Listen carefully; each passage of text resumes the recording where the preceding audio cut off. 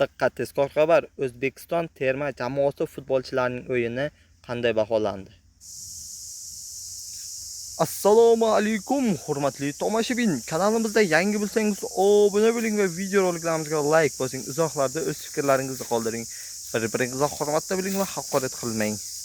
O'zbekiston terma jamoasi Jahon chempionati 2026-saralash bosqichi doirasida Qatar ustidan yirik hisobda 3-0 hisobda g'alaba qozondi va tarixiy natija qayd etdi. Toshkentdagi Bunyod stadionida o'tgan uchrashuvda muxlislar jamoaning yuksak ruhdagi va kuchli o'yiniga guvoh bo'ldilar.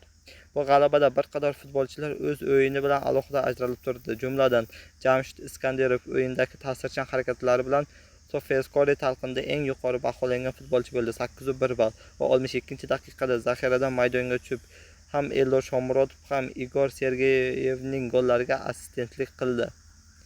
Iskandarov 28-daqiqada to'pga 16 marta tegib, 10 ta uzatma amalga oshirdi va ularning 80% manzilga yetdi. Shuningdek, 2 marta kalit pas berib, raqib himoyasini yirtib o'tdi. Jaloliddin Masharipov esa 8 ball bilan o'yinning ikkinchi eng yaxshi futbolchi sifatida qayd etdi. U 84-daqiqagacha maydonga harakat qilib, 61 marta to'pga tegindi va 5 ta kalit uzatma hamda 7 marta yakka kurashda ishtirok etdi. Bundan tashqari, birinchi gol muallifi Azizbek Turg'unboyev 7.6 ball, Igor Sergeyev esa 7.5 ball, Eldor Shomurodov 7.2 ball bilan baholandi. Abbos Fayzullayev esa 7.1 ball terma jamoaning faol futbolchilaridan biri sifatida qayd etildi.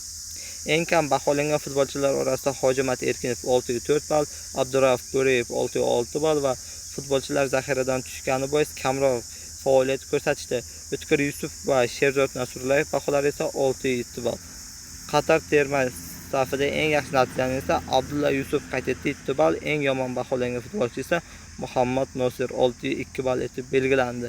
Jamoaviy ruh, aniq taktika va individual mahorat O'zbekistonning Qatar ustidan qozongan g'alabasi bugun nafaqat ochiq jihatdan, balki psixologik va ruhiy jihatdan ham muhim ahamiyatga ega bo'ldi.